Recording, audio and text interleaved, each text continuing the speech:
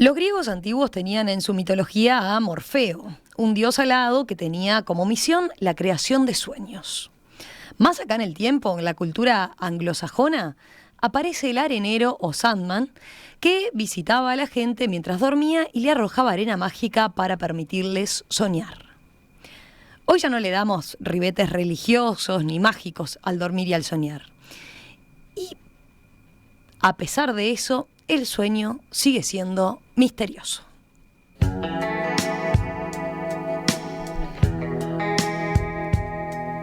Todos los seres humanos dormimos. A algunos les costará más y a otros menos. Pero tarde o temprano, a uno se le cierran los párpados. Pero lo hacemos estando inconscientes y uno mismo no tiene cómo saber qué le ocurre a su cuerpo cuando duerme. A los que les cuesta dormir, seguro también se preguntan por qué y qué efectos puede tener la falta de sueño. Ni que hablar las cuestiones de para qué soñamos y de dónde vienen los sueños. Aunque la pregunta más de fondo es, ¿para qué dormimos?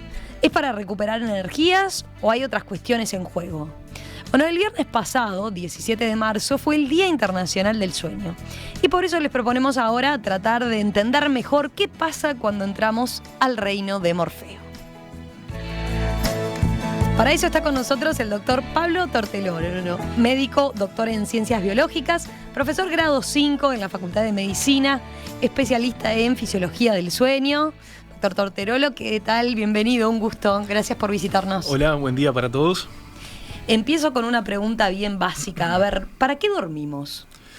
¿Para qué dormimos? Bueno, ahí ya estamos hablando de las funciones del sueño, ¿no? Que es un tema complejo. Quizás para empezar a ver este tema había que empezar comentándote de qué es el sueño, ¿no? Definir qué es el sueño. Pues se define el sueño como un estado comportamental. ¿No? Un estado comportamental que no solo, esta definición no es solo para seres humanos, sino también para los otros animales, es en que hay una quietud, una postura típica, un aumento de umbral a los estímulos, o sea, a estímulos externos, es decir, la persona no reacciona, la persona o animal no reacciona a esos estímulos y es rápidamente reversible. También hay unos importantísimos cambios fisiológicos que se acompañan al sueño. Y otra cosa también bien importante, bien definido en mamíferos, bien definidos en aves, no tanto en otras especies, de que el sueño en realidad no es un estado comportamental, sino que hay dos estados comportamentales bien diferentes. Es decir, nuestra vida transcurre en tres estados comportamentales, que es la vigilia, estar despiertos, ¿no? El sueño llamado de ondas lentas o no REM, y el sueño REM, por su sigla en inglés Rapid Eye Movements, que quiere decir movimientos oculares rápidos, que también se llama sueño paradójico. Y se llama sueño paradójico porque la actividad cerebral durante ese estado comportamental, el sueño REM, es muy parecida a la vigilia. O sea, tenemos una gran actividad cerebral, ¿sí? Y es ahí cuando, si nos despierta y estamos en sueño REM, la enorme mayoría de las veces que nos despiertan decimos estar soñando. O sea, se sueña principalmente en sueño REM, no exclusivamente, pero principalmente. Después si acaso vamos a la letra chica, ¿no? Pero principalmente en sueño REM. Entonces, si queremos hablar de las funciones del sueño, o sea, ¿para qué dormimos? Sin duda es un tema que se está todavía trabajando, procesando, ¿no? Estudiando. Eso, ¿cuánto hay investigado a propósito del sueño? Es todavía misterioso, decía yo. Es todavía misterioso, pero hay muchísimos avances. Entonces, se puede resumir las funciones del sueño, o sea, para qué dormimos, en tres grandes cosas. Primero se dice que el sueño es importante para lo que se llama la inmovilidad adaptativa. Es decir, una persona o un animal, y si uno piensa también en las personas, pensamos por ejemplo en los primeros homínidos, ¿no? Que hace millones de años, ¿no? Claro, en la noche, porque el sueño también tiene que ver con el ciclo externo de luz-oscuridad, ¿no? O sea, el sueño es una característica de los terrícolas, la vigilia y el sueño. O sea, el ser humano, un homínido, ¿no? Y el Homo sapiens ahora, que es un animal principalmente diurno, ¿no? Guiado por la visión, de noche, ¿no? Cuando no hay luz, es mucho mejor para su supervivencia quedarse quietito, ¿no? Porque es mucho más peligroso andar por ahí y posiblemente algún animal nocturno lo case si pensamos en aquella época, ¿no? O sea que es mucho mejor para su supervivencia quedarse quieto, ¿tá? Que andar por ahí, en el momento del día que uno según la especie no está adaptado para ello, ¿no? El hombre, para andar y hacer sus funciones vitales, sin duda prefiere por sus características el día, ¿no? O sea, esa de la noche es mejor para el ser humano, y para otras especies puede ser al revés, muchas especies nocturnas. O sea, en el momento no adecuado es mejor quedarse quieto, inmóvil, o sea, inmovilidad adaptativa. Eso punto 1, que además son complementarias, ¿no? Punto 2, en esa inmovilidad adaptativa se conserva energía. Es decir, si uno no tiene que hacer ninguna función, bueno, conserva su energía. Y a su vez el sueño baja el metabolismo, ¿tá? Y sirve para conservar energía. Se habla también de la translocación de energía. Esa energía no utilizada para moverse, por ejemplo, se utiliza para otra cosa. Y tercer punto es lo que en inglés se llama el housekeeping, el mantenimiento de la casa. Es decir, si estoy quieto, tranquilo, ¿no? Voy a hacer cosas que son mejores hacerlas en ese momento que cuando estoy actuando, interactuando con el ambiente, ¿no? Es como si uno tuviera un restaurante, ¿no? O sea, atiende al público, bueno, ¿no? Todo el día, claro, el momento de arreglar, limpiar, traer que entren los proveedores, limpiar las paredes, es cuando la gente no está, o sea, cuando no hay actividad. Entonces, cuando no hay actividad, uno, especialmente nuestro cerebro, hace cosas que son más convenientes hacerlas en ese momento que cuando uno está activo. Bien. Entre ellas cosas, por ejemplo, que es bien importante con funciones de sueño, la consolidación de la memoria. O sea, todo lo que, de alguna forma, estamos aprendiendo durante la vigilia, lo consolidamos durante el sueño. Y eso es bien importante, ¿no? Es interesante también que uno sabe que recién nacido, por ejemplo, duerme más que el adulto, ¿no?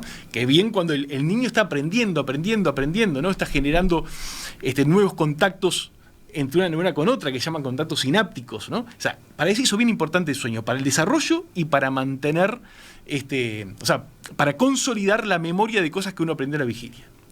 También, otra cosa que está también muy relacionada y cada vez se sabe más, antes se hablaba, pero no se tenía bien claro qué pasaba, ahora se sabe que el sueño es bien importante para destoxificar el cerebro, ¿no?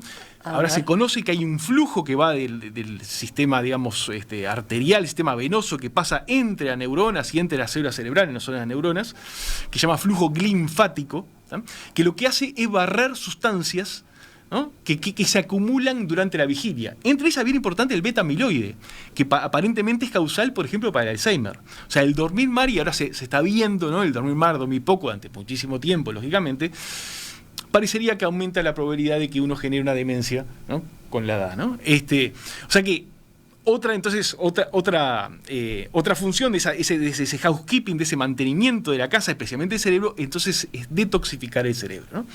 A su vez generar nuevas conexiones, que tiene que ver eso también con la memoria, en fin, entonces la plasticidad cerebral, ¿no? Es bien importante, o sea, es muy fuerte durante el sueño.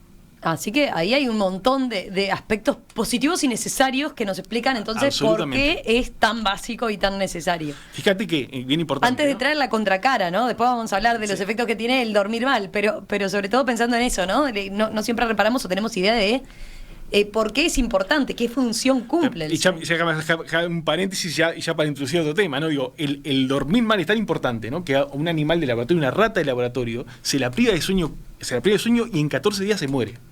¿No? O sea que que se hicieron algunos experimentos, por ejemplo, para lo de fijar memoria, ¿no? A las ratas que dormían mal, les costaba identificar hasta dónde estaba el lugar de la comida, ¿no? Absolutamente, que sabe más, por ejemplo, que durante el sueño hay lo que se llama un replay, o sea, si el animal se mueve buscando la comida de derecha a la izquierda, por ejemplo, o sea, cierto circuito, las neuronas que se activan en la vigilia se vuelven a reactivar durante el sueño. De alguna forma, grabando eso, consolidando esa memoria, ¿no? Que el animal busca la comida, eso se graba, durante el sueño se consolida y al otro día le va a salir mejor esa tarea. O sea que es bien importante, ¿no? Y como te digo, es bien importante todo el papel del sueño, esa detoxificación, en fin, que las ratas privadas de sueño se muere. Y hay una patología humana, muy rara por suerte, que se llama insomnio familiar fatal, que una vez que las personas empiezan con la sintomatología, en pocos meses también fallecen. O sea que, hablando de la importancia del sueño. ¿Pero ¿no? ¿Qué implica eso? Que implica, o sea, le pasa lo mismo que a los animales privados de sueño. Tienen un descontrol metabólico. Por ejemplo, las cosas que le pasa a la rata y a estas personas es que no pueden controlar la temperatura corporal. Y tienen una cosa bien importante que ocurre durante el sueño, que es, de alguna forma, la mejoría y el mantenimiento del sistema inmune. Tienen una caída del sistema inmune. Y mismo las personas Estamos hablando de pérdida de sueño total, pero la gente que duerme poco, duerme mal, su sistema inmune está alterado. Se sabe, por ejemplo, que la privación de sueño, antes de vacunarse, se van a generar menos anticuerpos que si estamos bien dormidos. O sea, habla de toda la importancia del mantenimiento inmune. Y estas ratas privadas de sueño se mueren en definitiva por una infección, ¿no? Aparentemente causada por lesiones gastrointestinales. O sea, las mismas bacterias que la tenemos como flora invaden el organismo porque nuestro sistema inmune no logra contenerlas. Antes de entrar en los efectos del mal dormir, quería preguntarle, profundicemos en esas etapas del sueño, ¿no? Uno diría, bueno, dormir profundo, dormir ligero, pero en realidad es eso, atraviesa distintas etapas. ¿Qué pasa en cada una de ellas? Bien. El sueño nocturno, como decíamos, es heterogéneo, ¿no? Sueño nocturno, o sea, también tiene una siesta, tiene características tan particulares, pero también en general, según el largo de la siesta, puede tener los dos estados. Pero si hablamos de sueño nocturno, en el ser humano, primero se entra en sueño lento, ¿no? O sueño no REM. Primero uno se va relajando durante la vigilia, entra lo que se llama el mind wandering o el vagueo de la mente, ¿no? Uno entra o en medio que soñar despierto, y después entra lo que se llama en la fase 1 del sueño no REM, o sueño lento. Sueño no REM o sueño lento es lo mismo. En la fase 1, que es una fase en que uno como que está soñando, a veces no queda muy claro. Si uno despierta a las personas en esa etapa, algunos dice que están soñando, otros dicen que están despiertos pensando. O sea, como que se confunde ese vagar mental que ocurre durante la vigilia con esa fase 1 del sueño, que es muy superficial, ¿no? Y uno, si lo despierta ahí, recuerda un poco lo que estaban soñando. O sea, como que uno se va un poco. Después entra en la fase 2, que ahí sí ya uno pierde la conciencia totalmente, está claramente dormido, ¿no? Y después sí la fase 3 del sueño, que es la más profunda, que el metabolismo cae muchísimo. Ahí se llama sueño de ondas lentas, porque si uno mide el electroencefalograma, que uno para estudiar el sueño hace lo que se llama una polisonografía, que después la explico mejor, pero incluye registrar la actividad eléctrica cerebral, ve ondas muy lentas en el electroencefalograma, por eso se llama sueño de ondas lentas. Y ahí está aproximadamente 90 minutos. Y a los 90 minutos empieza una pequeña etapa de sueño REM, que la actividad cerebral, medida por el electroencefalograma, es muy similar a la vigilia, de ahí viene el nombre de sueño paradójico. Está unos minutos de sueño REM y después vuelve otra vez a sueño lento, ¿no?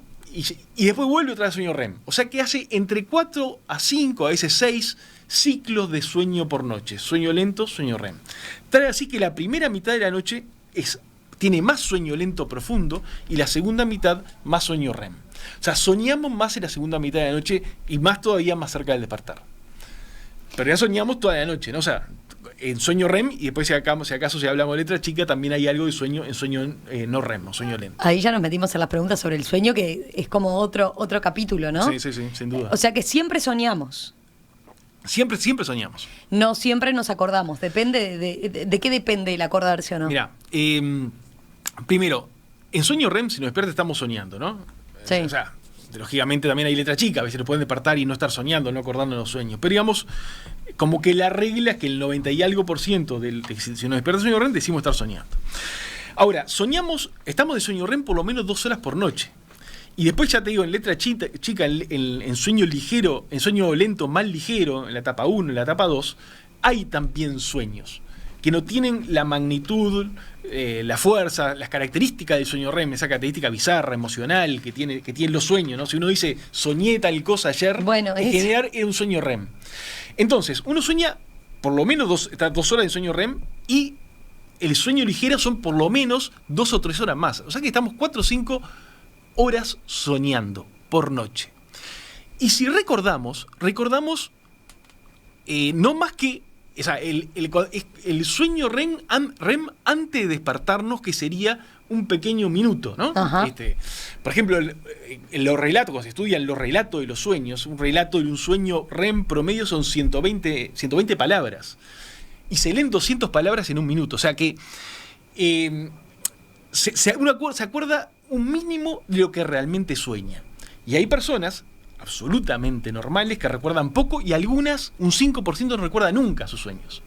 Y son totalmente normales. O sea que los sueños, ya te digo, se recuerda menos de un 1% de los sueños, no están diseñados para ser recordados. o cumple sus funciones. Sin duda el sueño REM es importantísimo. La actividad cognitiva que emerge del sueño REM, que serían los sueños, el sueño REM y también un poco del sueño lento, son importantes, pero son importantes ser recordados. Son importantes por sí, porque claro, la actividad cerebral, cerebro muy activo, genera actividad cognitiva, que son los sueños. Pero nuestro sistema está diseñado para no recordarlos. Los recordamos porque nos despertamos, si no, no lo recordamos. ¿Tienen que ver con algo en particular que nos haya pasado en el día? ¿Hay algún tipo de asociación que se logre hacer? Porque a veces uno sueña con cosas que le pasaron así recientemente, o que lo vincula con algo que le resulta familiar, pero muchas veces es un sueño completamente incomprensible o sorprendente, ¿no? En general hay lo que se llama residuo del día, ¿sí? Tomamos cosas del día y lo integramos a memorias antiguas.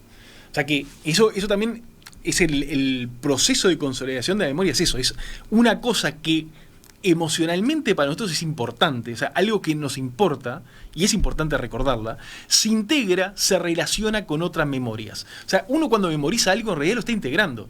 Yo me puedo recordar de Luis Suárez y enseguida lo asocio con que es futbolista, que nació en Salto, que hace goles. En fin, uno relaciona lo asocia con otras cosas. Entonces, esa es la historia de los sueños y del sueño general, ¿no? O sea, uno recuerda algo importante para uno y lo va juntando con otras memorias antiguas para poder ser recordado mejor. Ahí capaz que cuando uno juega al fútbol y se imagina, empieza a soñar jugando con Suárez, ¿no? O algo de... Exacto, empieza a relacionar todo eso. Vamos a hacer una pausa y enseguida, a la vuelta, vamos a un aspecto fundamental cuando se habla de este tema, que tiene que ver con, los efectos del dormir poco, ya sea porque es los horarios que tenemos, o aquella persona a la que le cuesta dormir, o la que después se despierta de repente a la mitad de la noche, ¿no? Enseguida volvemos con todo eso. Hoy aquí en Perspectiva estamos hablando de el sueño. ¿Por qué dormimos? ¿Por qué soñamos? ¿Para qué sirve soñar? ¿Qué problemas puede traer dormir poco? ¿Dormimos peor hoy que en otros tiempos? Bueno, de todo eso algo ya hablamos, algo vamos a seguir indagando con el doctor Pablo Torterolo, especialista en fisiología del sueño, es médico, doctor en ciencias biológicas, grado 5 en la Facultad de Medicina. Impresionante la cantidad de preguntas que tengo a propósito sobre todo de los sueños, ¿no? Para terminar con este capítulo. A ver, por ejemplo, porque está bravo de ordenar. Dice Gustavo... me vino a la memoria que en mi adolescencia trataba de programar, entre comillas, lo que quería soñar. No sé si lo lograba, pero recuerdo que despertaba con sensaciones de haber soñado cosas agradables. ¿Se puede pensar en...? Sí, eso se llama la incubación del sueño. Sí se logra, especialmente cuando eso está muy relacionado con un contenido emocional muy fuerte. Es decir, hay gente que lo cultiva, o sea, como que... quiero soñar de tal cosa y eso lo relaciono con una cuestión emocional. Por ejemplo, ciertos grupos musulmanes, ¿no? Que para ellos el Corán mismo, los sueños son muy importantes, quieren de alguna forma incubar algo porque como que piensan que reciben mensajes, ¿no? de Dios en los sueños. Entonces de alguna forma... mismo van a dormir a ciertos lugares religiosos, eso genera un contenido emocional muy fuerte y hacen que de alguna forma sueñen, o sea, guíen lo que quieren soñar. O sea que es posible, ¿tá? Pero no es tan fácil. O sea, si uno mira quiero soñar en tal cosa, mira una película para soñar, posiblemente sueño, posiblemente no. Pero puede ocurrir. Hay otros que dicen eso. Mari, por ejemplo, dice: yo tengo una vida paralela con mis sueños. Muchas veces me doy cuenta que estoy soñando y me esfuerzo por no despertarme cuando son buenos, dice. Hay otros que cuentan al revés, de tener sueños siempre recurrentes, muy asociados a una experiencia fea, negativa, que quieren olvidar y que incluso se despiertan hablando de cosas o diciendo cosas respecto a esa experiencia. Bueno, dos cosas, las dos preguntas parecen muy interesantes. Una la que dice que le gustan los sueños y cuando se da cuenta de que está soñando algo lindo no quiere despertarse. Hay un estado particular dentro de los sueños, eso ocurre durante el sueño REM que hablábamos, que es llamado sueño lúcido. Sueño lúcido es darse cuenta que uno está soñando, ¿no? Y hasta cierto punto, y esto también se puede entrenar, uno es capaz de dirigir sus sueños. Y esto que parece medio de ciencia ficción, todavía lo voy a contar, esto ya parece más todavía de ciencia ficción, porque se ha logrado estudiar. Porque ¿qué pasa? En el sueño REM, una característica del sueño REM fisiológica es que estamos paralizados. Es lo que se llama anatomía muscular. Los únicos músculos que nos quedan activos, que uno puede manejar, digamos, lógicamente el músculo respiratorio, el diafragma para respirar, y los músculos llamados extrínsecos del ojo, por eso los ojos se mueven, ¿no? El rapid eye movements, movimientos oculares rápidos. Eso quiere decir REM. REM, eso quiere decir REM. Que a su vez el movimiento de los ojos, y esto es interesante, sigue lo que uno está mirando durante el sueño. Es decir, si yo estoy mirando, estoy soñando, estoy viendo un partido de tenis, por ejemplo, por eso juega a la derecha, va a la izquierda, y así. Entonces, un científico en los 80 hizo lo siguiente, quería de alguna forma registrar a personas voluntarios que tenían los sueños lúcidos. Entonces hizo el siguiente experimento, le decía y preprogramaba a estos pacientes que cuando se dieran cuenta que tenían un sueño lúcido, movieran los ojos con un código, por ejemplo, una vez a la derecha, a la izquierda, derecha e izquierda, suponete 4 a 6 movimientos. Y eso era la señal para el experimentador que que los estaba registrando, haciendo lo que se llama una polisonografía, registrando el electroencefalograma, la actividad muscular, los movimientos oculares, respiratorios, etc. Le decía, le transmitía que estaba en un sueño lúcido, entonces podía estudiar las características del sueño lúcido. Hace 2 años, en un trabajo pero muy importante, científico muy importante, además un trabajo en conjunto entre varios científicos de varios países, Estados Unidos, Francia, Alemania y algún otro país más, también estudiaron voluntarios, gente muy entrenada para sueños lúcidos, hicieron lo mismo, pero un punto más. Lograron que el durmiente contestara, que estaba en sueño lúcido, contestara preguntas que le hacía el experimentador. Por ejemplo, le decía, ¿cuánto es 3 más 1? La persona durmiendo, en sueño lúcido, sabía que estaba en sueño lúcido. Y la persona, moviendo los ojos, le decía 4.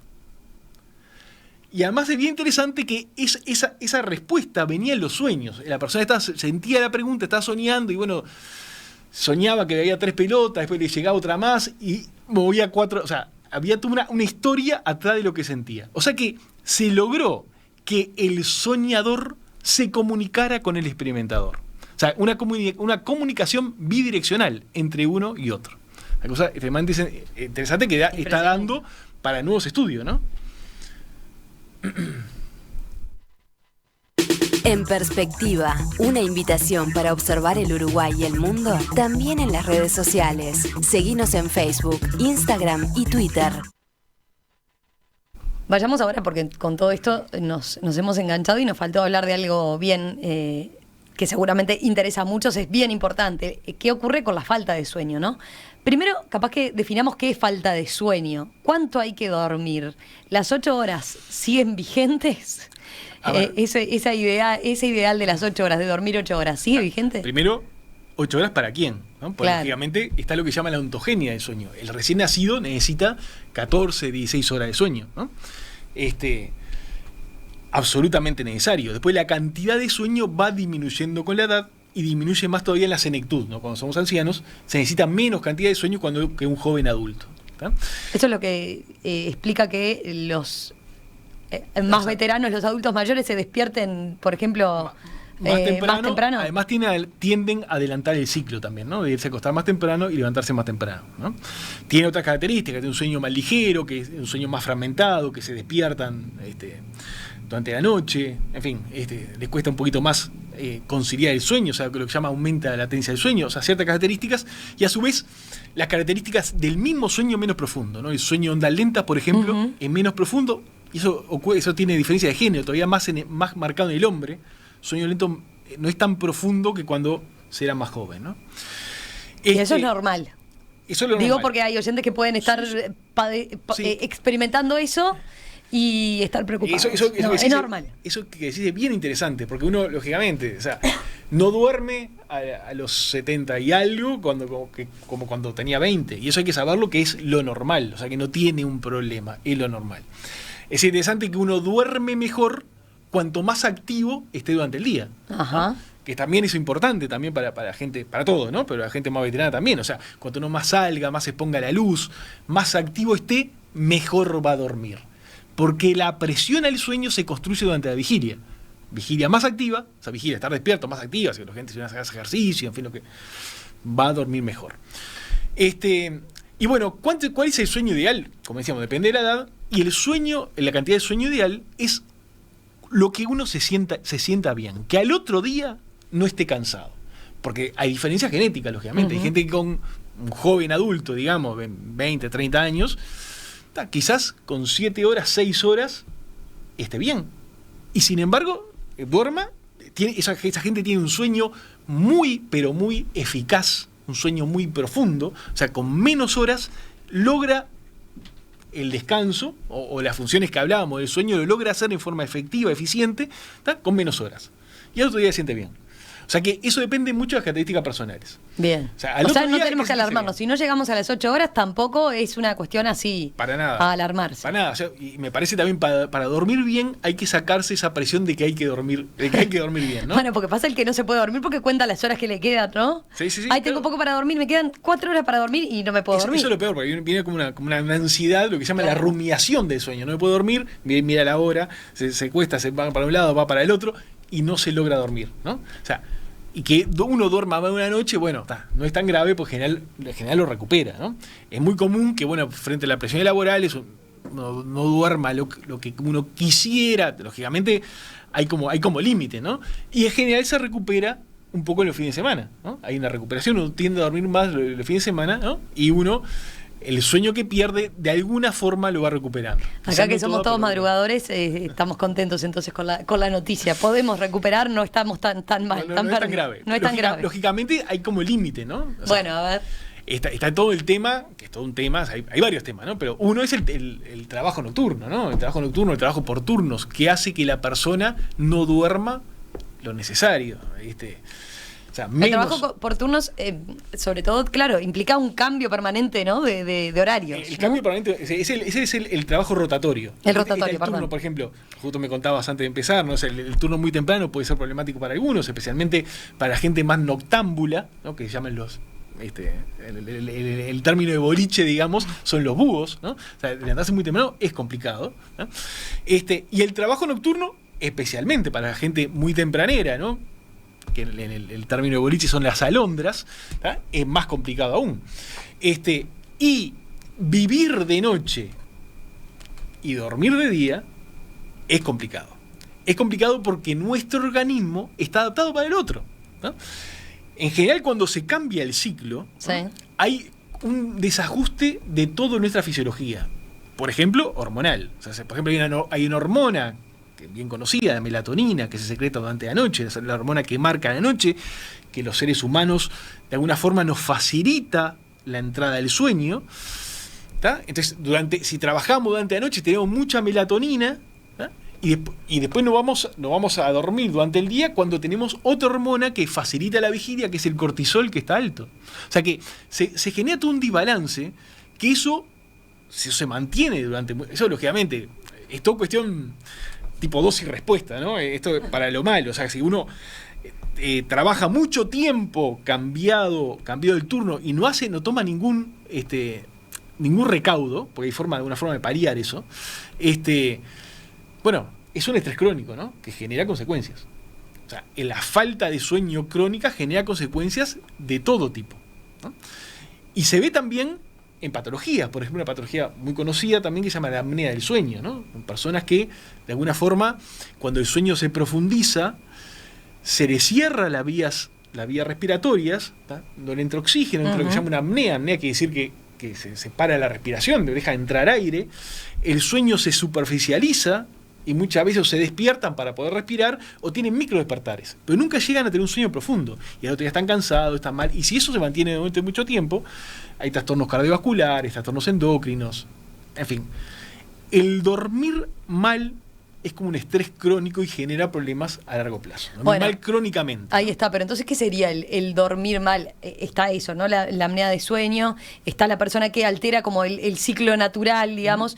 Pero respecto a la cantidad de horas, ¿hay algo que podemos decir, bueno, con no sé, durmiendo 4 o 5 horas, difícil cumplir con ese ciclo de sueño que describí anteriormente. Como te digo, depende mucho de la persona, ¿no? O sea, que no hay una hora. Se dice, por ejemplo, que hay un sueño como que es esencial, como que es, si uno duerme, digamos, promedialmente 8 horas, hay como 5 horas que son de sueño que de alguna forma habría que cumplir diariamente, ¿no? Y uno podría como adaptarse a bajar su cantidad de sueños, si lo baja lentamente, sin aparentes consecuencias a mediano y largo plazo. ¿No? Ahora, cuando uno baja ese sueño esencial que te ha dado, sobre todo por sueño profundo y sueño REM, sueño lento profundo, en la etapa 3 del sueño lento y sueño REM, ya las cosas empiezan a complicar. Pero claro, depende mucho de las personas. El tema es, como te dije al principio, ¿no? Que al otro día uno sienta estar fresco, estar bien, ¿no? Y eso, digamos, todos los días, ¿no? No puede pasar un día que esté medio mal, no pasa nada, ¿no? Que duerma mal, duerma la siesta, recupera, ¿no? La siesta también, cuando se habla de 8 horas por día, también se incluye la siesta. ¿Cortarla? Vale cortarla, sí. Incluye la siesta y hay culturas que la cortan claramente, porque digo, es lógico, hay culturas que hacen mucho calor al mediodía de tarde, o sea, tener una actividad intensa, un sol fuerte es malo para uno, es mejor dormir un rato. Hay otras culturas que no, o sea, si vas por ejemplo a los países nórdicos, que aprovechar la luz, la poca luz que tienen durante el invierno, lo que sea, no se van a dormir una siesta. En fin, entonces, hay muchos ajustes según la cultura y según el ambiente, ¿no? Sí, hablando de lo que señalábamos, por ejemplo, Graciela dice, yo soy una que tengo 75 años y duerme a veces 4 horas. Y no me levanto cansada, dice, no se siente cansada.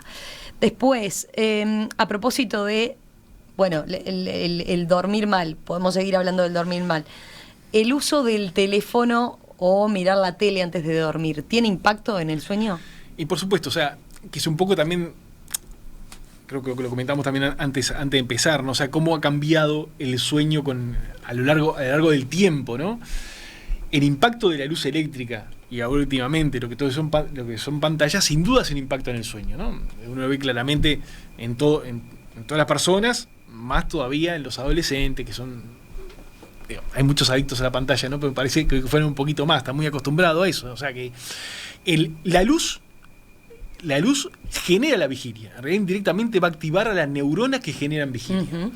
Entonces las pantallas tienen una luz intensa, ¿tá? Que hacen que nuestro organismo confunda, piense que todavía es de día, ¿tá? Y nos está estimulando nuestro sistema generador de vigilia y por lo tanto va atrasando nuestro sueño, ¿no? Y a su vez, si tenemos que cumplir al otro día con nuestra actividad escolar, laboral, levantarnos temprano, se complica. O sea que el tema de las pantallas es un tema que cada vez se está complicando más, ¿no? ¿Hoy se duerme peor que antes? Se dice que se duerme menos que antes. Uh-huh. Y se ha demostrado, ¿no? O sea, hay una caída de por lo menos ¿en las horas dedicadas? Sí, por lo menos 1 hora o quizás más de sueño de la década del 60 hasta ahora, ¿no? Claramente. ¿Qué ayuda a...? Bueno, ahí decíamos, claramente el teléfono celular y las pantallas es un elemento que hay que tener en cuenta previo a dormir. Pero hay muchos que pueden estar preocupados por otras causas del insomnio, ¿no? ¿Qué ayuda o qué no? Por ejemplo, el hacer ejercicio físico previo, ¿ayuda?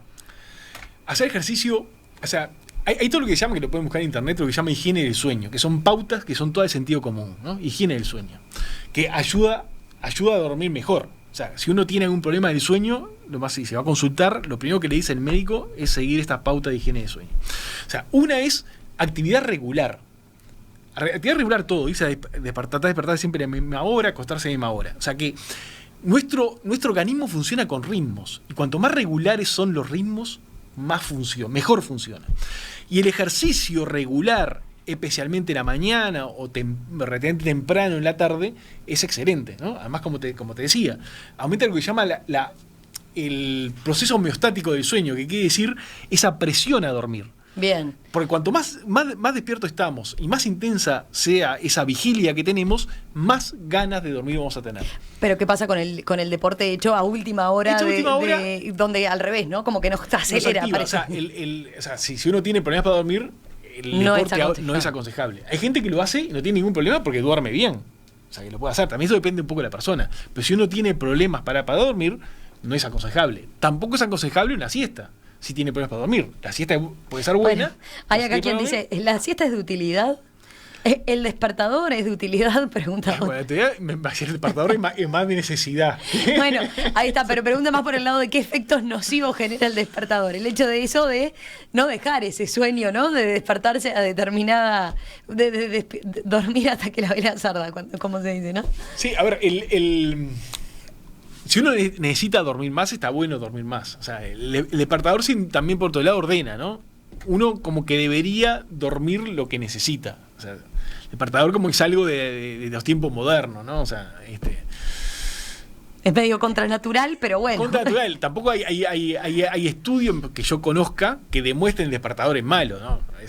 De malo si uno se priva mucho de sueño, ¿no? Más de lo normal. O sea, pero de por sí no sería malo. Sí hay, por ejemplo, si uno despierta muy temprano, puede despertarse en sueño lento, y está lo que se llama la inercia borrachera del sueño, que es o confusiones al despertar. Que uno se despierta y está medio borracho, ¿no? Y eso puede pasar por minutos e incluso hasta llegar a una hora, ¿no? O sea, que se llama la inercia del sueño. Uno continúa, o sea, nuestro cerebro está parte despierto y parte dormido. Si tienen que hacer un trabajo medio importante, dicho sea de paso, hablando de la siesta, y son buenas las siestas, sí, pueden ser buenas o pueden ser malas. Por ejemplo, una siesta hay que ver si uno está trabajando, por ejemplo, un conductor de ómnibus, conductor de camiones, está muy cansado, se duerme una siesta. ¿Cuán buena es esa siesta? Una siesta larga, que cumpla todo su periodo de sueño, de más de 1 hora y media, puede ser buena. Pero si uno duerme 30, 40 minutos, puede ser mala porque se despierta en sueño lento y va a tener esa borrachera de sueño. O sea que duerme la siesta para estar más despierto y sin embargo le es contraproducente. Entonces las siestas muy cortitas también son muy buenas, que uno recupera, ¿no? Lo que llaman las power nap, que muchas veces, aquí uno quiere hacer más power, ¿no? Todavía puede tomar un café antes, como el tiempo de actuar de la cafeína demora unos cuantos minutos. Uno puede hacer una siesta corta de 10, 15 minutos. Y después se levanta con todo. Y se levanta con todo. Ay, oyentes que planteaban eso. ¿Por qué me pasa que a veces duermo la siesta y me levanto como más boleado? Claro, es el tiempo, también depende de qué hora es la siesta, ¿no? Pero la siesta clásica de tarde. Ahí depende mucho del tiempo, ¿no? Del tiempo que duerme la siesta. Y a su vez lo privado que está. Si está muy privado de sueño, ¿no? y se duerme una siesta, muy posiblemente tenga más inercia del sueño. Entonces, las siestas son recomendables. Una siesta larga, hora y media, ¿tá? O una siesta bien cortita. Las siestas intermedias es muy, muy probable que se despierte en sueño de ondas lentas y tenga una inercia del sueño. Bien. O sea que para continuar trabajando no es recomendable. Claro. ¿Qué pasa con...? Una cosita más, sí, para mí, sí. ya que está. Y también, para los que tienen problemas de sueño, una siesta larga, no una siesta cortita, no las power nap. Una siesta larga baja la presión del sueño. O sea que si tenés insomnio y estás 1 hora y media durmiendo la siesta, después te va a costar conciliar el sueño. O sea que para los que tienen problemas para dormir de noche, una siestita corta puede estar bien, corta de 15 minutos, 20 máximo, pero unas siestas más largas no es bueno. No es bueno. Eduardo plantea, en caso de que no se pueda dormir naturalmente, ¿es válido recurrir a fármacos? ¿Es mejor el fármaco que no dormir? ¿Cuáles son los riesgos de los fármacos para dormir? Bien, los hipnóticos, que son fármacos para dormir, o sea, un buen hipnótico es el que... ¿Cuál es la característica de un buen hipnótico, ¿no? De un buen fármaco que te haga dormir? Que te haga conciliar el sueño enseguida, que te mantenga el sueño durante toda la noche, que al otro día te levantes bien, ¿no? Que no te quedes medio borracho, ¿no? Y a su vez que mantenga la arquitectura del sueño, que tenga los sueños de onda lenta, sueño REM. E hipnóticos ideales no hay. Hay más buenos y peores, pero no hay. Y en general, ¿qué pasa con los hipnóticos? ¿Qué es lo que se recomienda? Que el tratamiento con hipnóticos no tendría que durar más de un mes, máximo. Bien. 2 a 4 semanas es lo que se recomienda. Ahora, uno nuevo que han salido, quizás un tiempo más. Pero en realidad es para un problema puntual. O sea, tomar no como medida permanente. No como medida permanente. Que es muy común, ¿no? Y a su vez, es muy problemático con la edad. O sea, un hipnótico para una persona mayor que tiene un metabolismo más bajo, que puede tener problemas hepáticos, o sea que la concentración en sangre de ese hipnótico se va a mantener más tiempo. Y a su vez muchos tienen algún problema motor. O sea, es muy probable que se levanten con borrachera, que se caigan. O sea, es todo un tema, claro. Los hipnóticos con las personas mayores, ¿no? Una última pregunta. Dice Walter, ¿cenar tomando vino ayuda o perjudica para dormir? Depende de cuánto vino. No, una copita. Supongo que va por la copita. Una copita puede andar. ¿Ayuda? Puede ayudar, sí. El tema del alcohol es que el alcohol lo que hace es conciliar rápidamente el sueño y después te despierta. O sea que no te mantiene el sueño, te lo concilia y no te lo mantiene. O sea que una copita puede ser relajante, ¿tá? Y te puede ayudar, facilitar a conciliarlo. Ahora, tomar de más no es bueno. No es bueno porque te va a despertar. O sea, y no vas a tener un sueño con la arquitectura, la arquitectura normal, o sea que tu sueño no va a ser eficiente. Posiblemente al otro día te levantes mal. Elena pregunta, ¿la melatonina? La melatonina es una hormona, no es un producto natural. Lo que se libera durante la noche en el ser humano, como decíamos, marca el comienzo de la noche y facilita el sueño. Ahora, para una persona joven, en realidad tiene su melatonina. Y tiene los receptores de melatonina están relativamente saturados. O sea que uno tome melatonina posiblemente no le haga nada. A una persona mayor, muchos autores recomiendan como primer aproximación farmacológica. Es decir, porque puede tener una calcificación, se libera una glándula que se llama glándula pineal, puede tener la glándula calcificada, puede no tener la liberación de melatonina adecuada. Entonces, ahí sí le puede ayudar a conciliar el sueño, ¿no? Para una persona joven, en realidad, el efecto no sería tan importante. Perfecto. Bueno, creo que nos quedaron muchas preguntas. Hay más consultas todavía, más particulares también, más específicas, pero creo que por lo menos hicimos un buen primer abordaje. Así que gracias al doctor Pablo Tortelolo, especialista en fisiología del sueño, médico, doctor en ciencias biológicas, grado 5 en la Facultad de Medicina. Volvemos a conversar en cualquier momento. Un placer. Muchas gracias.